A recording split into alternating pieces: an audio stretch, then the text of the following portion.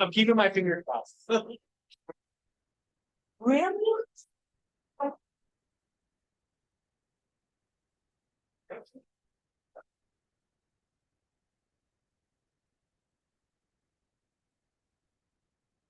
Good evening, everyone, and welcome to the Board of Directors meeting for the Salinas Valley Solid Waste Authority. Madam Clerk, can you please call the roll? Director Collin, Here. Director Gonzalez is absent. Director Lopez, Here. Director Sandoval, Here. Director Silva, present. Director Tupton, Present. alternate Vice President Church is absent. Vice President Jimenez is absent, and President Rocha. We'll move on to our Pledge of Allegiance. Director Lopez, can you please lead us in the pledge? Mr. President, please rise and join me in our nation's flag. I pledge allegiance to the flag of the United States and to the republic which stands one nation under God, indivisible, with liberty and justice. Thank you so much. Madam Clerk, can you please do the translation services announcement? Servicios de traducción están disponibles en persona o a través de Zoom, seleccionando el icono de globo de parte de abajo de la pantalla. Thank you. We're now going to move on to the approval of the agenda. Colleagues, if you had a chance to view the agenda, now would be a time to make any changes to the agenda or approve the agenda as it is. So I'd entertain a motion on that item. Second. It's been properly moved and seconded. We'll go out for public comment on the approval of the agenda. Public comment is open now. Seeing none in the rotunda, we'll go to Zoom. None on Zoom. We'll bring it back to the board. All those in favor say aye. Aye. All those opposed? Seeing none, it passes unanimously. We're going to move on to General Manager and CAO comments. Patrick, the floor is yours. Thank you, Mr. President. Good evening, everybody. Just a couple of quick items. So as you see on the agenda tonight, the consent agenda, we have item number 6, which is the engineering contract. As you know, we've been talking about a number of projects, the conceptual design for the Crazy Horse transfer station, improvements and expansion of the recycling and entrance facilities at Johnson Canyon, and the road replacement at the Holland Road transfer station. So all 3 of those projects are encompassed in that contract on the consent agenda tonight. And we've already actually started some of the work with the engineer in terms of laying out the concept parameters for each of those projects. So hopefully with the approval tonight, we'll get those projects started. And our first priority, highest one, is really getting the conceptual designs done for Crazy Horse, because that's going to require a fair amount of work, both on staff's time as well as the board's time. Look at those options, weigh the pros and cons, and decide whether we move forward. And if we do, which one of the different options we'll move forward with. So that work is underway. We also are starting some work on the strategic plan items that came out of our strategic planning meeting in December. Some of the administrative items, those are getting underway as well. And that's all I have for tonight. Thank you. We'll move on to department manager comments. Seeing none, we'll move on to general legal counsel comments. Nothing from me at this time, Mr. President. Thank you. We'll move on to board director comments. If any member of the board like to share anything. Director Lopez. The Shelby County recently took a look at its dumping fees for folks caught dumping in the unincorporated portions of Monterey County. We upped those amounts. So the interesting part of the conversation was that at this point there haven't been any recent actual actions, meaning no tickets issued. But even given that, we thought it was important to raise the fees in order to deter what we're seeing, which is additional dumping activity, especially around the outskirts of Salinas. So just want to make everybody aware that we did take that action. We'll be coming back for a final reading as an ordinance, but that's on the horizon in terms of new signage going up with higher limits. I want to say we ended up at 5,000 and 10,000, pretty extreme numbers. But again, there's been no real action. It's just a bigger threat to encourage people who are caught to go clean up, which is typically our request, to make things, put things back the way they should be. I just want to make everyone aware of that. Thank you, Mr. President. Thank you. Any other directors with comments? Seeing none, we'll close that item and move on to public comment. Public comment is generally limited to 2 minutes per speaker, and it is for members of the public to comment on items that are not on today's agenda, but within the subject matter jurisdiction of the agency. So we're going to go ahead and open public comment now. Seeing none in the rotunda, we'll go out to Zoom. Seeing none on Zoom, we're going to close public comment. We're going to move on to our consent agenda. There are currently 8B items on consent. If any member of the board would like to pool any item, now would be the opportunity to do so. If any member would like to make a motion to approve all items, now would also be the time to do so.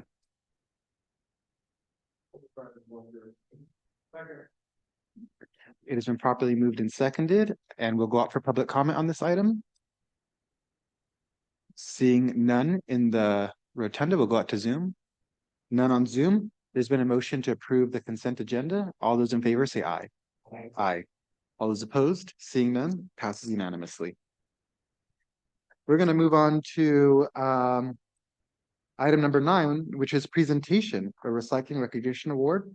And this is a report from Julia Brooker, our resource recovery technician.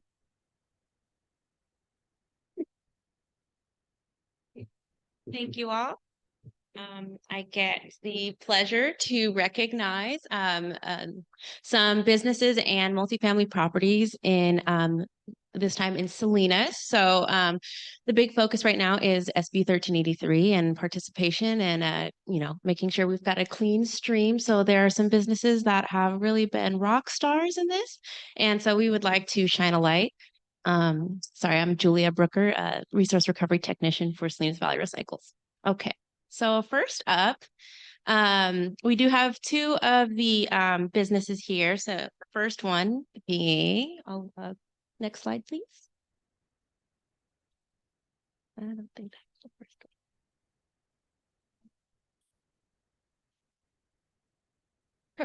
Thank you. Okay, our first one is Regency Court Apartments. So we were really excited to recognize Regency Court Apartments. They are an independent senior living complex located in North Salinas. They've been successfully diverting their food scraps since November of 2023, when our teams came in and assisted them with coordinating community trainings for their residents. So now they've been diverting equivalent to 486 pounds of food waste per month, which is material that is now becoming compost rather than being landfilled.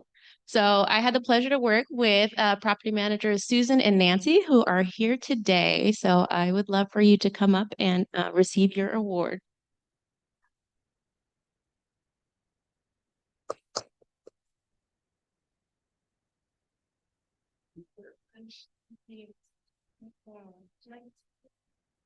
I would like to make a little comment. First of all, Nancy and I would like to thank you for the honor. Also, there's just 2 of us here, but we are from a senior community of 120 residents, and they're all seniors like me. And being a senior, it's hard to make change. And so we are very proud of the members of our community that have embraced this. I wanted to make a note because it was, even though it's hard to make those changes, they've embraced it. And even though they may not feel the impact totally of what this is going to do for our future environment, they're concerned about the future generations that are coming, and so they're participating. So again, thank you for the honor, and we're going to go back and have a party for them because they're the ones that actually did all this. So thank you again.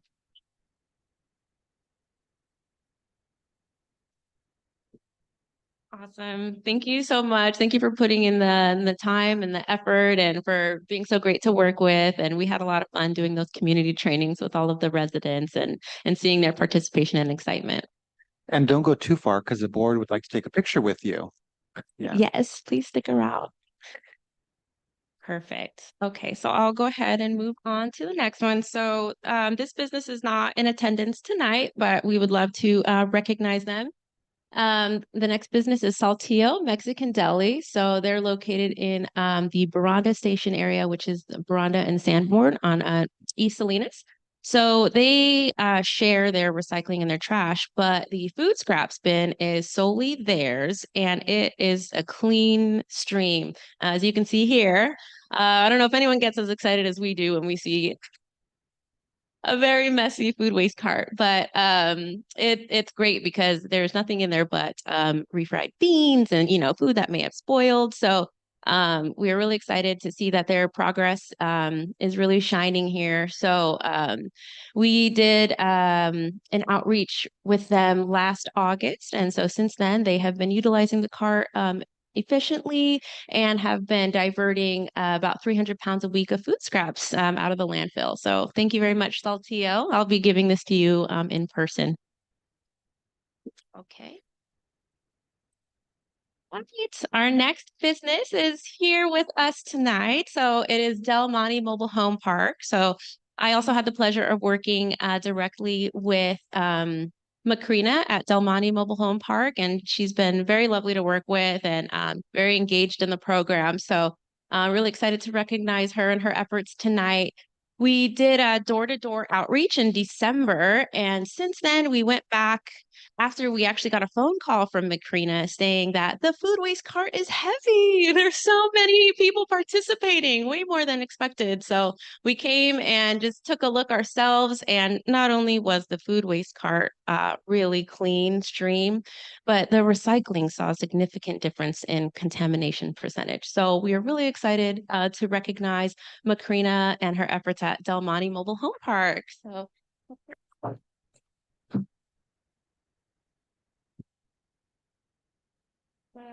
thank you so much. This is for you. Would you like to say a few words to the board? Well, I just want to thank Julia for this certificate for recognize the multi-mobile home park and the work that she's doing, going to the trailers and teach us a lot of things about the scrap food, and it's been working. When she went the first time, I was not gonna. I told her I don't think this is gonna work, but actually is working very well. So I just want to thank to her. Thank you. Thank you. Thanks. Awesome. Yes. So the power of face-to-face interactions is proof in the pudding right here. So having those door-to-door interactions with every resident really is shining over here with all of the minimal contamination that we've been seeing. Okay. Next up there, so the rest of the businesses aren't in attendance tonight, but we'd still like to recognize them. We would like to recognize La Plaza Bakery. So I'm sure most of us are familiar. There's many locations throughout the Salinas Valley. Tonight we're highlighting the the East Sanborn location. We did do some inspections and some lid flips at the La Plaza Bakeries, and they're all looking really good. This location in particular has taken our advice to use no bags, which is really impressive. So they are doing a clean stream with minimal contamination without using the compostable bags. And the little contamination that we do see were paper receipts that we can assume are mostly from the public and not really from the back of house. And they also have a very clean recycling stream too, which we were really impressed with. So we would like to recognize La Plaza Bakery on the Sanborn location. And I'll be giving this to them in person as well.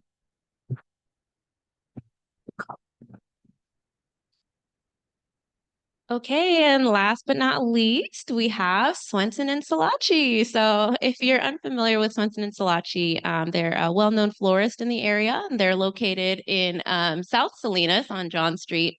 So they recently activated their participation in SB 1383, diverting their green waste. So if I could give an award for great smelling organics, we go to Swenson and Salachi, very floral. But they're doing a great job. So they actually worked closely with Republic Services to rearrange their service levels to better fit their new diversion program. So they're doing a really great job. We went and checked in ourselves. Their recycling is clean and their organic stream is clean. So thank you, Swenson and Salachi. You'll also be getting this in person from me as well. All right, so since this is not an action item, we could do questions and comments at the same time. So if any board member has anything to share, any questions for our amazing community members or for staff, that would be the time. I'll start with Director Lopez. Do you have anything to add? just appreciation. We know that change is difficult, but when we all put in effort, we make a real change. And I can tell you, I've been on the back end of this program. I like to go to the landfill and pick up a load of compost, and my son and I have been tilling that into our ground and making sure that it's feeding our friends and family and our garden. And every time we do that, I explain to him that the majority of what we're putting back in comes from people putting food in the bin, and being able to have that clean stream makes it possible. So while it's difficult to make the change, know that your investment is going to pay dividends, not just today as we shared, but for future generations. So thank you for all that you're doing to be part of a better world that we're all trying to create together. Director Cohen? I'll also echo my thanks, kudos, and appreciation. I also appreciate you recognizing and stating that you didn't think it was going to work. Because I mean, that's something that a lot of people would think, but they may not voice that. And I would imagine you thought that because it's hard to change behavior, isn't it? It's hard to go door to door and talk to people, being a stranger, and just, I guess, kudos to you for sticking with it and being at least open to it, even if you were nervous and didn't know if it was going to succeed. So that's cool. Congratulations. I don't have much different things to say, but I'm in agreement with her that as we become senior citizens, it is hard to change things. And like Mr. Collins said, you had a lot of courage to say, I don't think this will work, but you went ahead and tried it anyway. So thanks to all of you for doing this. And if you need extra cards, you know who to call. Yeah, kudos to all of you, because what I see there may not just be the 300 pounds a week, but I mean, it's going to be for a long, long time. So it's going to make a big impact. So thank you. Being last, there's not much left to say. Keep up the good work, for you as well. We appreciate it, and the future generations will appreciate it as well. Yes, thank you so much for all of your hard work on this, and this is really grassroots leadership in the community, neighbors talking to neighbors, doing good work. And so thank you all for what you're doing. Special shout out to Nancy, because Nancy and I actually went to middle school and high school together. So it's good to see the work you're doing in the community. So we'll go ahead and we'll take pictures first with this group and then with that group. And so yeah, board, if you could come up here.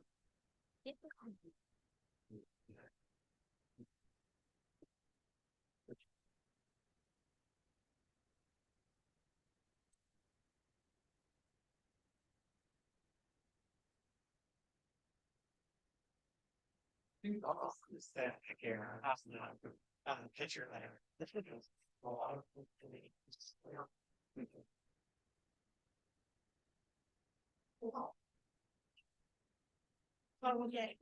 there.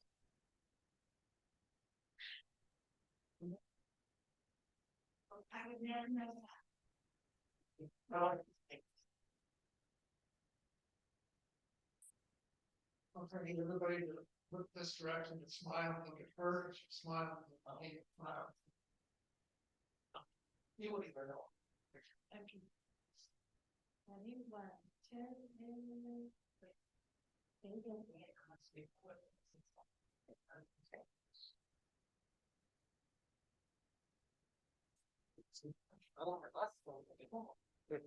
Care workers, huh?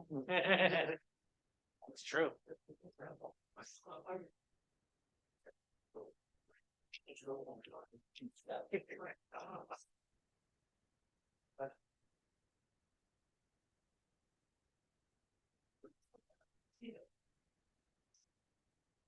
All righty, we're going to move on to item number 10, which is request for fiscal year 2024-2025 preliminary budget direction.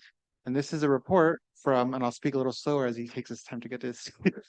This is a report from Ray Hendricks, the Finance and Administration Manager. Do I need to have this on? Oh, it's already on. And I get to drive it, Cat. All right. All right, so this is a continuation of the item that was brought back in January. We presented this to the EC again and brought back some additional information at the request. Some of the numbers are slightly different than they were in January because the payroll numbers are finalized. But the difference in the payroll budget was like $5,000, so we just beefed up one of the contingency accounts. All right, so this is a status quo budget. There are no changes in operations expected in the next year. It's just continuing our current services.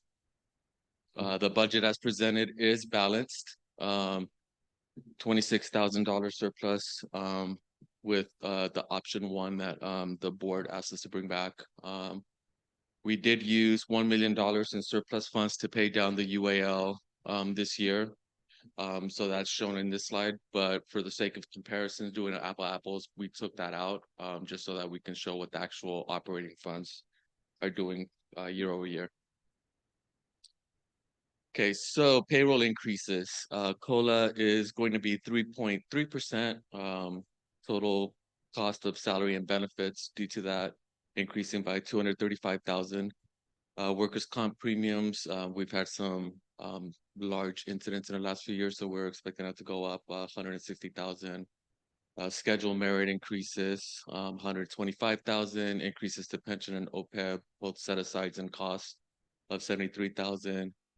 Medical premium increases of 48,000 and other payroll adjustments of total 17,000. So the total payroll benefits increases are just under 660,000.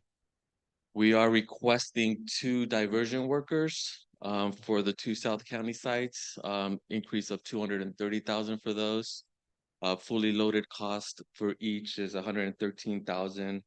52% of that being benefits, with the big chunk of that being health insurance that we provide.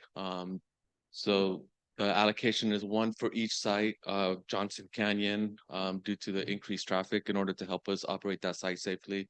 An additional 1 that will be based out of Holon Road, but can also flex back to Johnson Canyon as needed to ensure that we have adequate coverage of both those sites.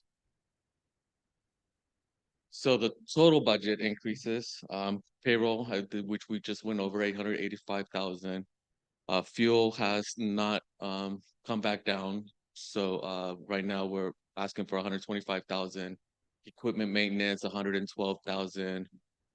We are budgeting some increased tonnages, and there are some fees and set aside attached to those tonnages. So the increase of those are 112,000. The HHW contract that was approved this past June had some significant increases. So that's 75,000 additional dollars. Moderate increases to our insurances for all the sites of 60,000.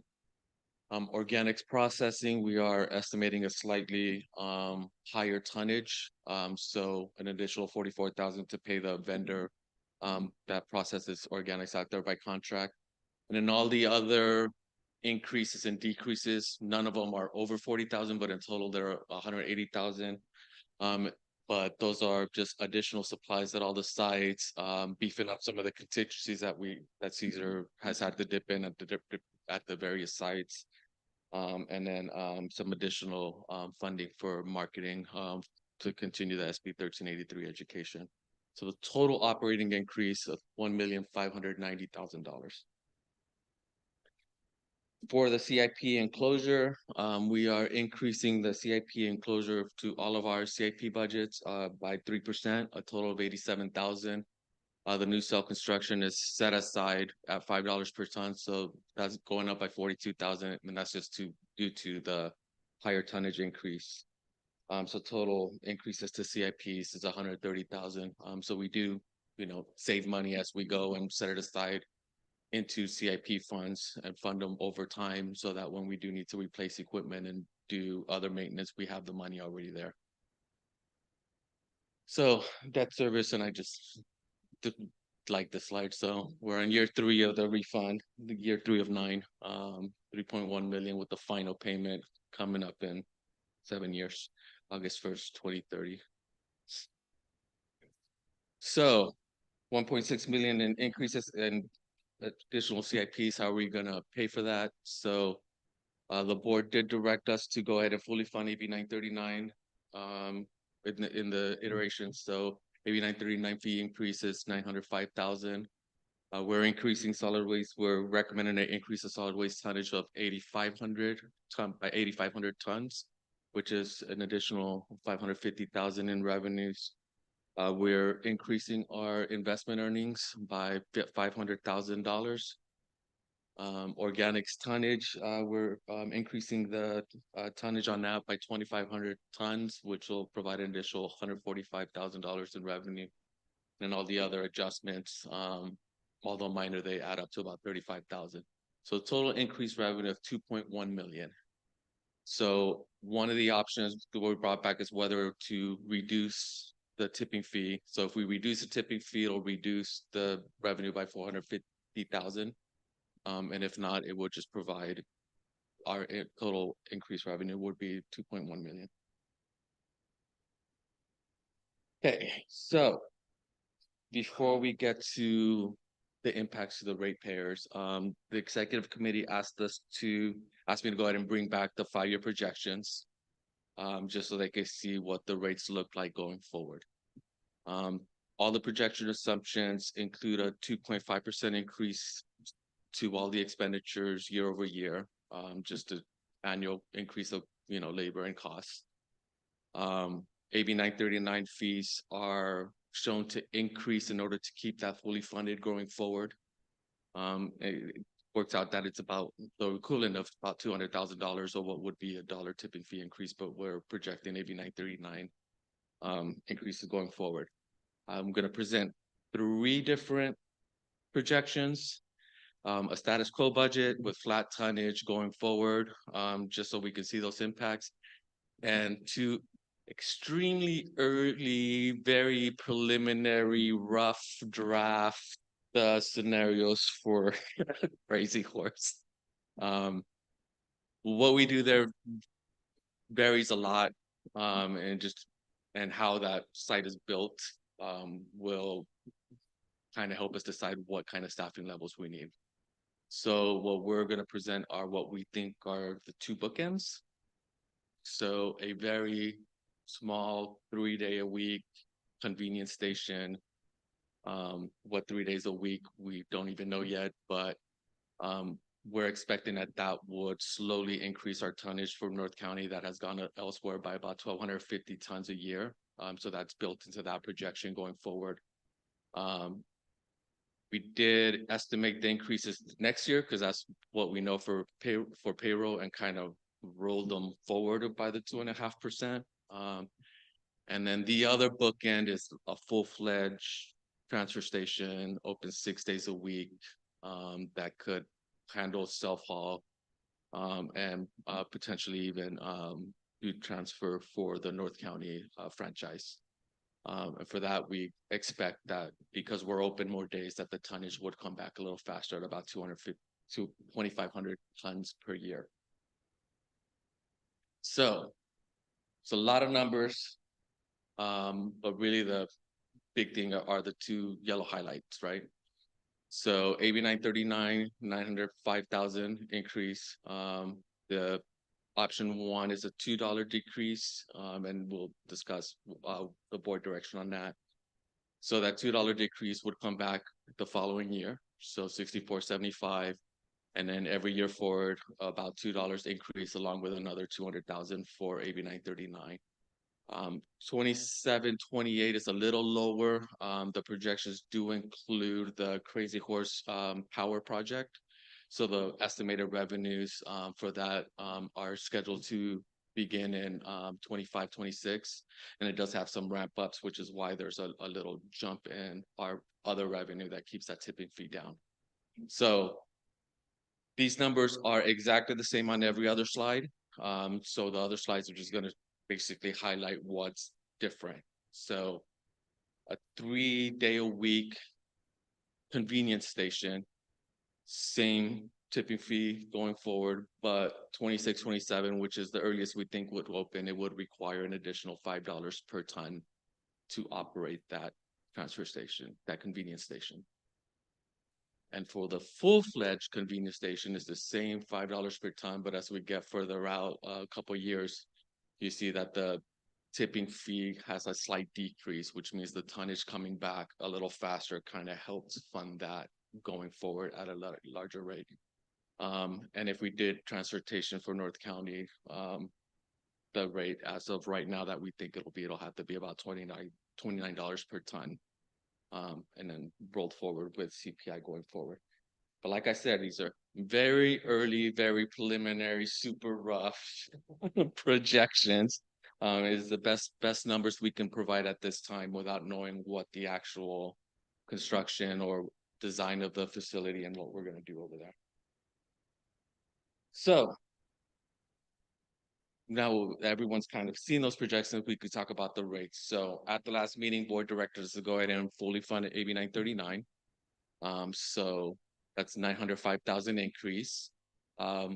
We were also directed to bring back two options, just the rate comparison of what lowering the tipping fee by $2 is or what leaving it flat is. So that's why it's a question mark. The budget is built with a $2 decrease, but we are going to show the projections of what the impact to the ratepayers is if we keep that rate flat. We are going to be bringing back some HHW increases for commercial customers, and that's just due to the increased cost of handling material out there. It doesn't really have an impact on a budget, it just helps us recover the costs.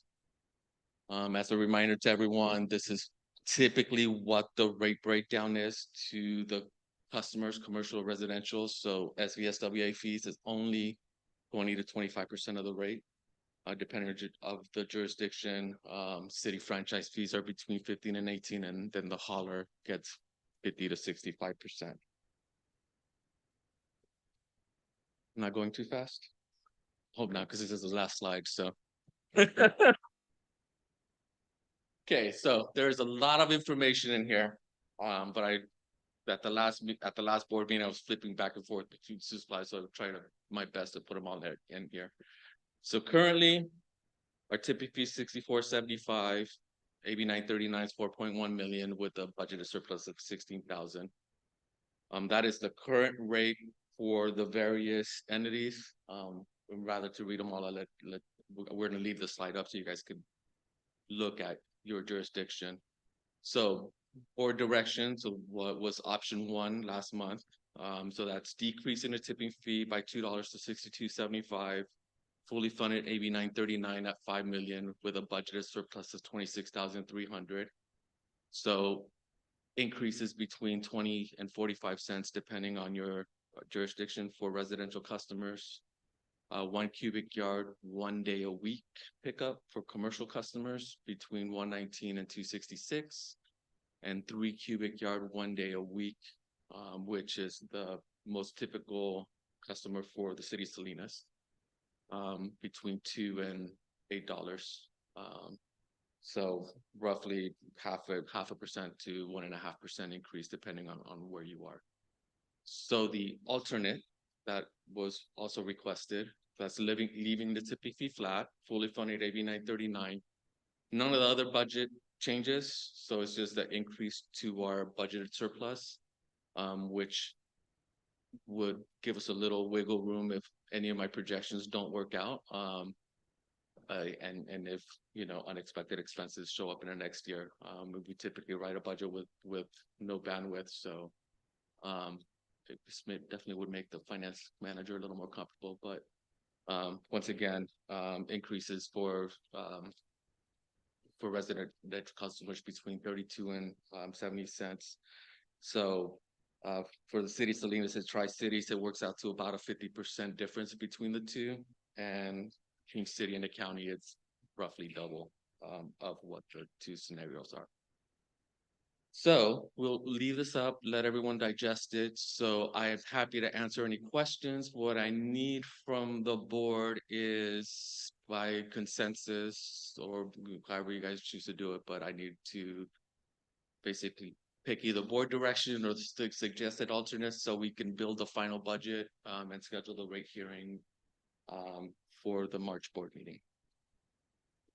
Okay, so we're going to start off with questions from the board on this item. Starting to left with the questions. Seeing any questions? No questions? Okay, we'll open it for public comment. Any member of the public, this packed house, like to comment on this item? First one is free. First one is free. Okay, seeing none, we'll go out to Zoom. Seeing none on Zoom, we'll bring it back for final discussion and action. Yes, go ahead. Cause this one's a thinker. I mean, that's a lot of stuff there. One question on the previous slide, one of the previous slides, you don't have to go back, but on the transportation surcharge. And look, I know there's a whole bunch of like hypotheticals and what ifs and et cetera, but under that scenario, the transportation surcharge, who would incur that cost? Franchise haulers using the transportation surcharge, using our transportation services. Okay, so just the haulers that are actually going to check on that. And then, So basically it's a larger operation, but the big bulk of that is we have to be that much larger if we're going to handle franchise space. So they're just the delta of what's increasing. okay. And the other question, if I'm doing the math right, so the suggested alternative would result in a net impact in percentage terms to customers of like 1 to 2%, right? 1.1% to 2.2% for Tri-Cities, but yes. All right. Yeah, I wanted to think about it in percentage terms. Okay, thank you. Yeah, so what I'm gonna do is, because there's less of us here today, and this is an important item, I'm gonna waive the whole questions first thing, and feel free to engage in a discussion with as many questions as you'd like. We could deliberate however that may play out, just so everyone feels like they get their questions asked. So go ahead. What's the future? See, colossal, higher. Yes, we have. But the last CPI that came out in December was 2.6, and it's trending down. So it is a number I've used 2.5% almost every time I've written a budget, and it's held pretty close. And you're right, it has been higher the last couple of years. Now, what I will say about the projections is that is flat projections, and it's a number that we kind of guess for Crazy Horse. Like every other year, the disclaimer is if tonnage goes down, the increases could be bigger. And we've been lucky to see tonnage increases, which have helped maintain the rates lower as well. So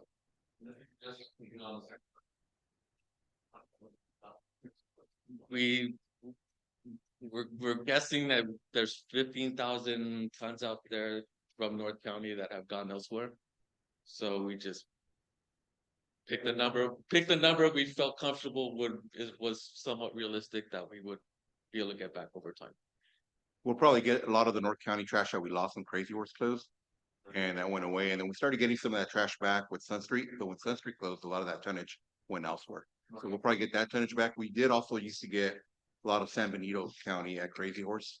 So anticipate some of that, and some of South Valley or South Santa Clara County, Gilroy, Morgan Hill, San Martin used to get a lot of that trash when Crazy Horse was active as well. So I think over time it takes word of mouth gets out there, but eventually, you know, our staff's great. They do great customer service, and customers just keep coming back to us, and we grow our customer base. So I think we can do that. It's going to take us a couple of years, but I could definitely think we can bring a lot of tonnage back.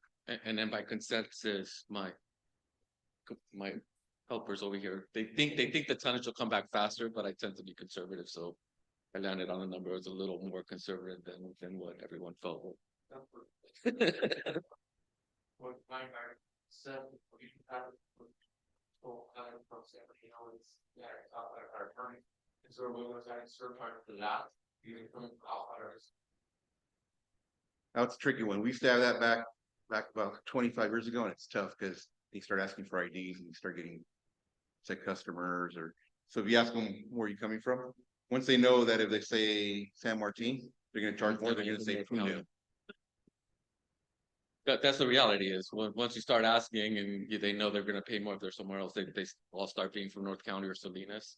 And we honestly don't want them to because we want to be able to report the garbage where it goes, because it hurts. And they're all cleaning up their grandmother's house in Prineville.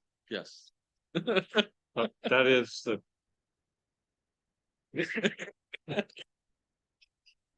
Anthony, thank you. In this conversation right now, it brought to mind, what's the timeline for the possible opening of that transfer station? And are we going to then start thinking about budgeting for personnel that are gonna have to be out there? That would be, we're starting design. So the absolute fastest we think it'll happen, and that's where that $5 increase is July of 2026. So that is Brian thinks that it's a very too tight of a timeline, but we're gonna try. It depends, is the answer.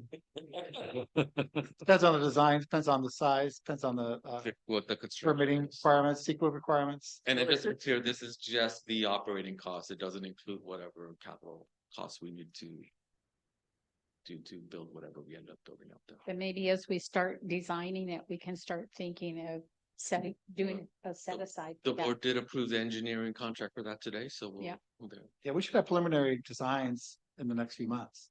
But I'm just that'll- saying for equipment and personnel, we need to start thinking about that as well. Right, which direction we decide to go will dictate that. Okay. Well, that would be, I mean, one of the things that the board's, addressing tonight is the board direction from last month, or the alternate that was also suggested.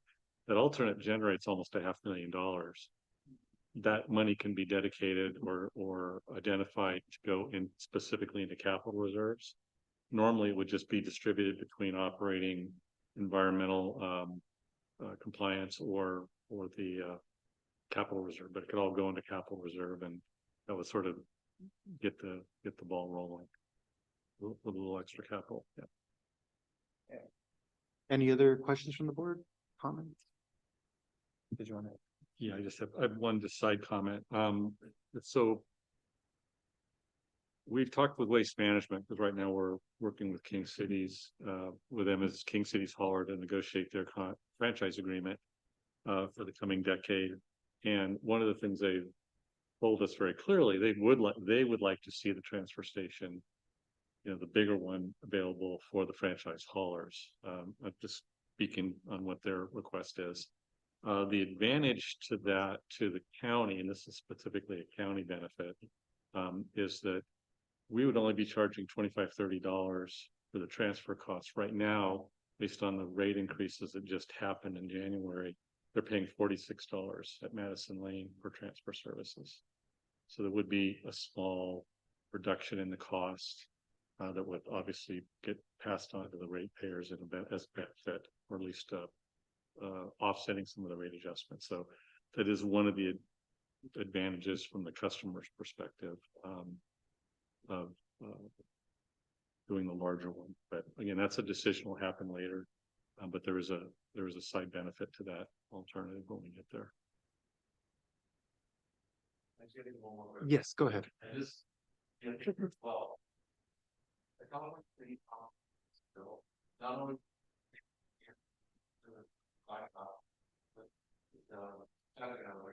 they also mandate all independent vehicles, so forward need to go into electric vehicles.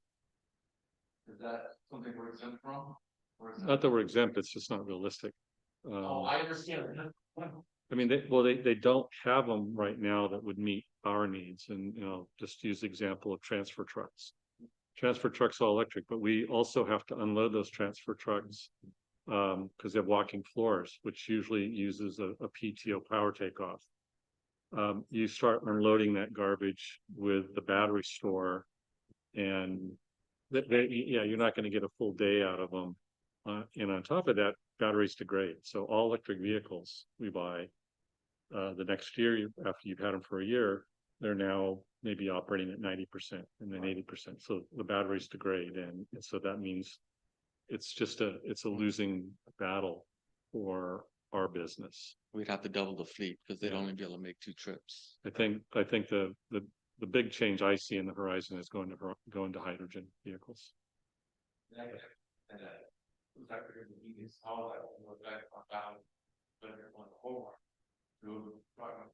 Allows.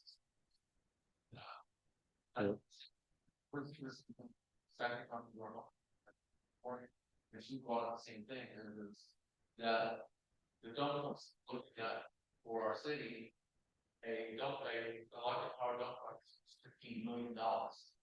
which is more than our city's budget for Ouch. Well, yeah, electric is just for our industry right now, it's not available. Right. It's problematic and the expense is significant because not only do you have to spend more money on it, and it's a declining return on investment each year you have it, is you have to put in really heavy duty charging stations. Yeah. That takes a lot of power, very expensive, 40 service, it just a lot of headwind. Right. So I don't see it impacting us in the near future. And as well as the allow them to gain doing things like that, but not to have redundant. Yes. Fill out. Yeah. Plus the batteries are so heavy, the truck can't hold as much material. It's gonna have a lower payload too. All right, yeah.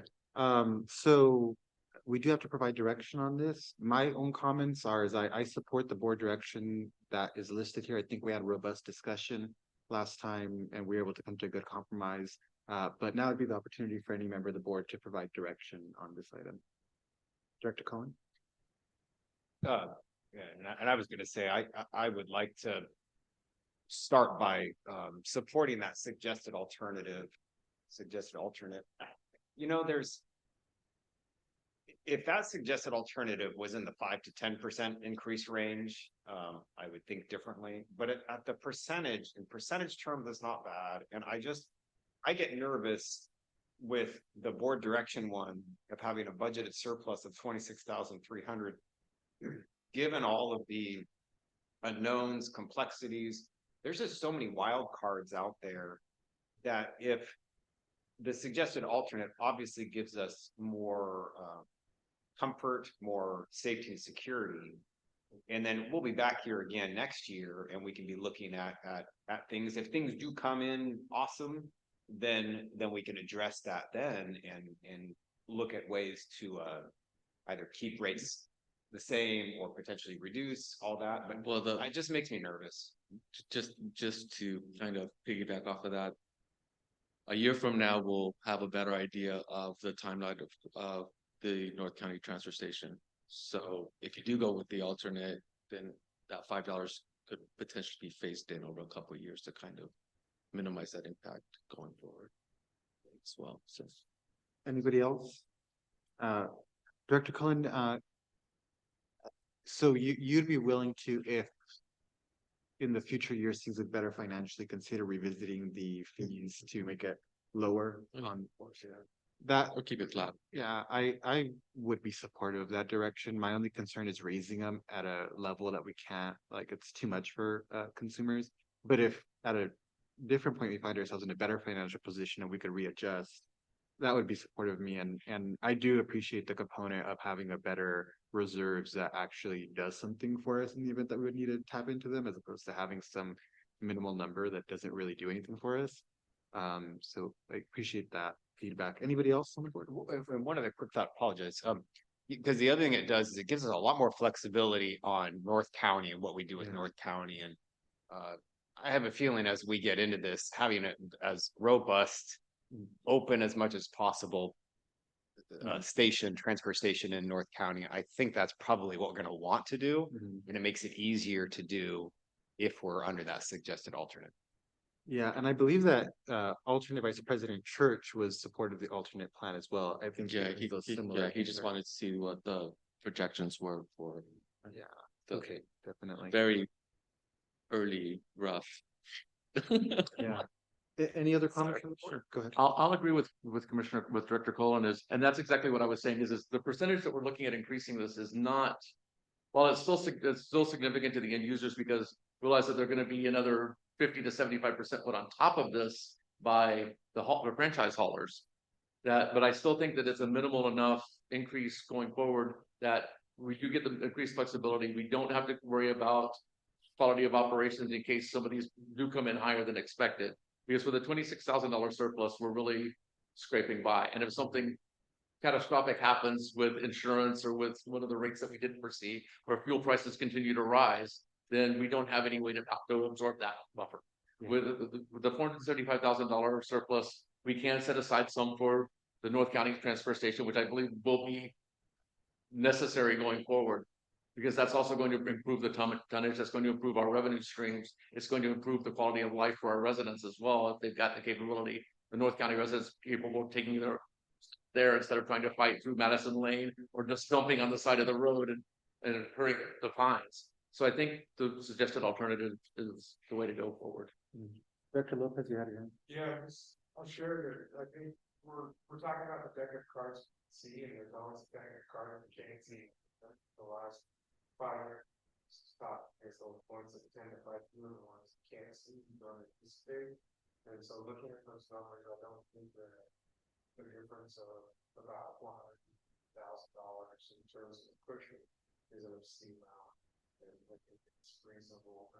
It's starting to support and suggest alternate, alternative, but it's minor in terms of the big picture, and I think it's a cushion. Given that these candidates happen on the state level, he's going on orders, but it's still bringing in the negotiations rather feel like. Or just. Thank you. Any other comments from directors? Okay, so we would entertain a motion on this item. Can I just say so moved? No, no. So, Suggested an alternate. okay. So moved. So it's been moved by Director Cullen to support the suggested alternate, and it was seconded by Director Lopez. We'll go out for, we already went up for public comment. We'll do, all those in favor, say aye. Aye. All those opposed, seeing none, passes unanimously. May I make one quick comment? Yes. I just, because I realize we need to thank Ray and team for putting all that together. I won't pretend to understand the time that it took and the mental headaches that it probably created putting that together, but I appreciate it because this is what allows us to make what I would perceive as an educated decision, having this amount of data. So I just wanted to I thank appreciate you it. for that. And just for clarity, the very rough estimate, you will not see those again in March. We're gonna stick to the normal projections. All righty, we're gonna move on to number 11, future agenda item.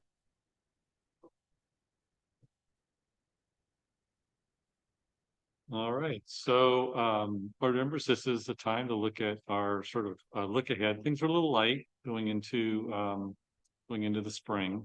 But next month, obviously, as you heard tonight, we'll be coming back with the final budget now that we have final direction, and also setting the public hearing for the rate adjustments that will happen.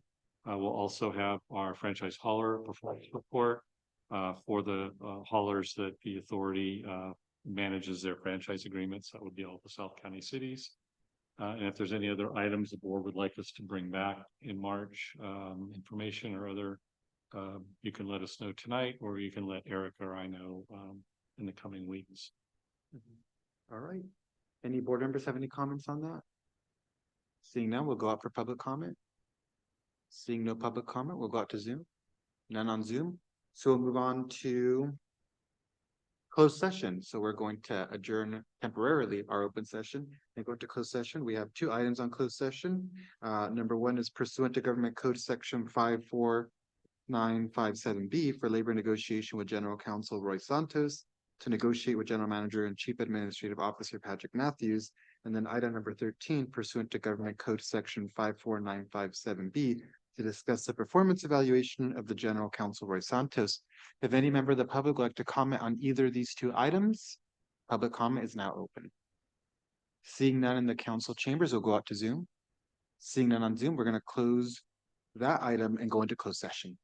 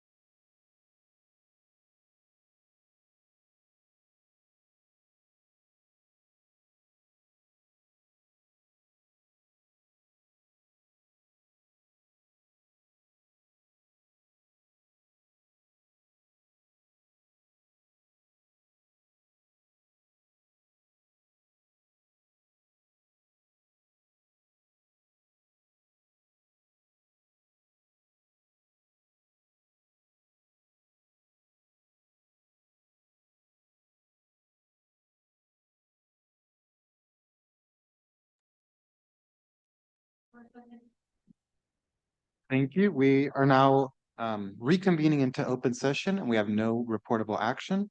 So this meeting is adjourned.